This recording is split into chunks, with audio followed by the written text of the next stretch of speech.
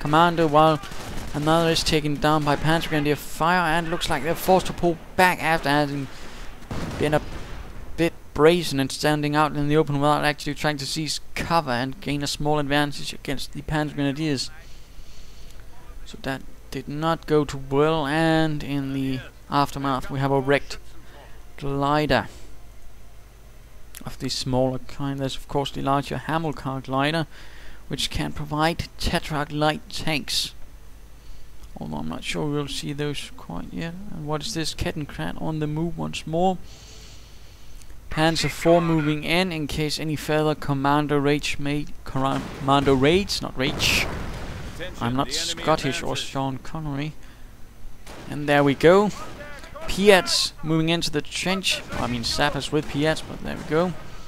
And of course incendiary grenades going off to discourage them and tell them trenches are not a good place to be, because there's of course nothing to actually ensure or prevent the Panzer Grenadiers getting close to the trenches in the first place. 17-pounder taking fire up on the Panzer IV. Panzer IV is taking a lot of damage. Panzer Grenadiers rushing forwards, it seems. Riflemen moving out once more. Lieutenant now moving into the trench. I'm not entirely sure what that lieutenant is up to. Commanders moving in as well to support the recon section. Panzer Grenadiers taking heavy losses in the British counterattack to the German counterattack. A lot of counterattacking going on at the moment. A large successive of counterattacks, and we see the half-track with the mortar is a bit exposed, forced to pull back before rifle and Sten gunfire takes it out. Panzer IV moving in to try and knock out the dashing captain, who is looking to be killed and then not be so dashing, intrepid or heroic. And there we go, captain dead. He died for king and country. Panzer Grenadiers taking heavy fire to grenades from the commanders, although mortar fire, it looks like perhaps from the British sides as well, raining in among the British troops, although it could also have been the German mortar. But it really needs to get out of there before the British deal with it, and further mortar losses are incurred. Panzer IV moving in perhaps to support a bit damage, but can get some veterancy to at least improve strength. And we see the lieutenant going straight for the central victory point, and we see Panzer Grenadiers moving into the forward barracks. Panzer IV charging ahead and taking a shot from the 17-pounder, knocking off some of the side skirts and knocking out the lieutenant before he can complete the seizure of this victory point. Sappers moving in, firing off the spring-loaded Piat rounds. But now in the safety of the trench, and the Panzer IV really needs to get out of there, since it can't dislodge the sappers from it, and it might actually be knocked apart. Engine destroyed. Not looking good, not looking good. Engine is on fire. Panzer IV firing away its rounds, and there we go. The Panzer IV is a wreck. And what is this? A Stuart light tank charging out to the right flank. With what purpose in mind, I do wonder. So far not much, it seems. Panzerjäger command for the German Kampfgruppe Karl, and we see another Panzer IV out to replace the one lost. And we also see no doctrine has been chosen for the Panzer Grenadiers of the Panzer Elite. And let's go have a look at UrSoUl, or just Captain Soul of 30th Corps, who also has access to gliders with Tetrarchs. Stuart doing nicely against the Panzer Grenadiers in here, although it might face a bit of trouble with the Panzerschrecks, albeit with the next patch Panzerschrecks won't do as much damage to Stuart. Tanks, canister round going off, firing a hailstorm of metal shards, only killing one but greatly damaging the others. Panzerschreck missing it and allowing the Stuart tank to quickly and easily escape. Now we see a fresh Panzer IV moving in.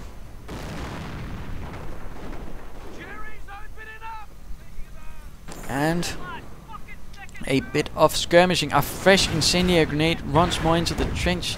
Does not seem like Captain Soul has learned his lesson. Charging in the Stuart light tank, learning why it's called a light tank, not a medium tank, taking heavy damage from the Panzer Schreck and Panzer IV. Despite the Panzer IV not really made for taking on any heavier tanks, but the Stuart, of course, not being that heavy, and is knocked out by a rear shot. Panzer Schreck leaving it in flames, and the commander in a rather uncomfortable position.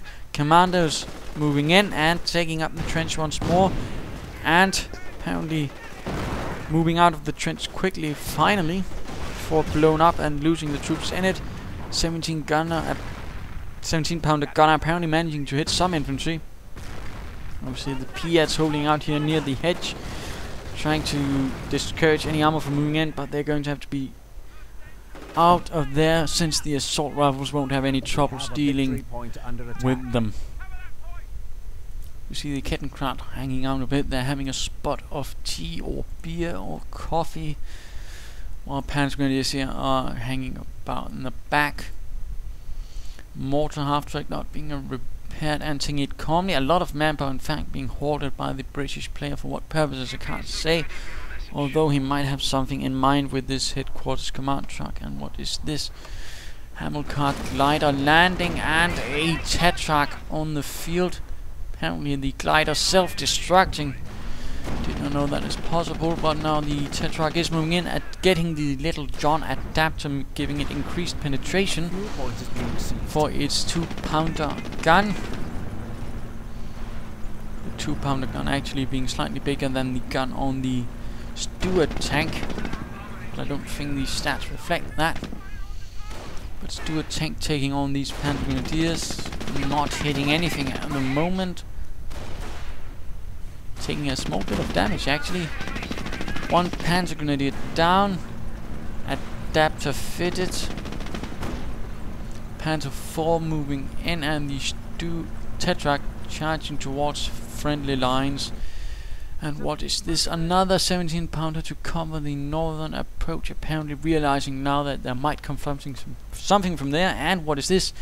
A second mortar emplacement. Clearly this British player is heavily digging in, possibly going for the Sim City, which is certainly not a badge of honor or a positive comment. If you're going Sim City, your opponent certainly thinks you're playing the game in the wrong way. Thus the moniker Sim City, which rather reflects you're building too much instead of actually fighting. But 2 mortar pits, 2 17-pounder guns, a Vickers and a Buffers, all in a very small area.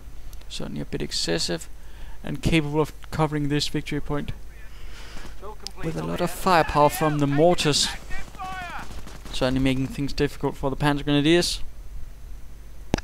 Apparently placing all of his command trucks in the same sector. While I'm certainly the sort of type to myself keep the headquarters command truck here in this starting sector, I always try to place all the other trucks somewhere else and get something out of it. I mean, if he could get it here, he could get a lot more munitions, or here a lot more munitions, here fuel, or at least something, plus protect them from counterattacks. We also see he has the ability to notice what his opponent is getting now, seeing that he has gotten anti-tank grenades. Certainly also makes it helpful for me. Keep track of things. The Tetrak charging ahead.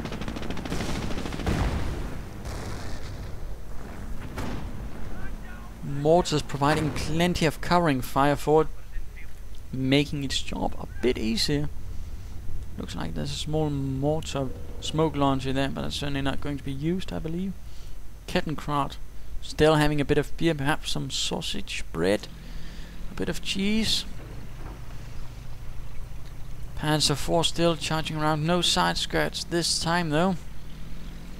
See Panzer Grenadiers rallying around. Mortar half-track still not repaired, and something coming out of the Panzer Support Command. A bit quiet at the moment, a huge lull in the fight. A second stabber team with Piats once more equipped, and another 17-pounder AT gun. He's really digging in. Not really pushing forwards any more than he can get away with, certainly just keeping this covered with mortar rounds, and only charging ahead to deal with that. certainly a viable tactic, of course, unless of course his opponent attacks from some oblique angle, like for example here, or generally keeps the pressure up. But of course, for some reason, HautpmannKarl is content to just let him sit there and not really press any sort of attack. Then again, he has suffered heavily.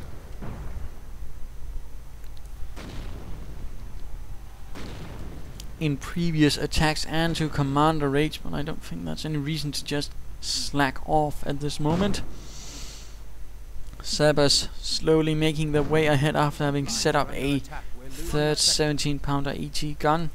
Kettenkrad stopping his lunch break and trying to seize territory, but for some reason moving around as Sabres with P8s are appearing.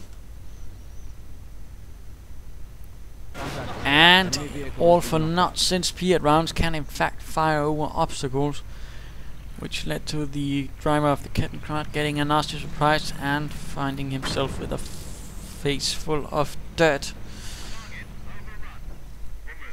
Commando seizing the western territories. Not a lot else going on, still very quiet as the British unresisted begin seizing territory. Awfully quiet fight, certainly what can happen when you get these same cities, and of course Karl really should try and place some pressure. But what is this? Arriving from divisional reserves, a Hummel self-propelled artillery, more specifically heavy self-propelled artillery, being equipped with 150 or I believe 155mm heavy howitzer. The Hummel is capable of doing a lot of damage, or at least in theory it should. It's a bit inaccurate, only firing 4 shots, and I don't think they do any better than 105mm shells. But I might be a bit wrong. Let's go back, have a look. This of course means that the scorched earth doctrine is in effect for Kampfgruppe Karl. Locking down, and it will be firing.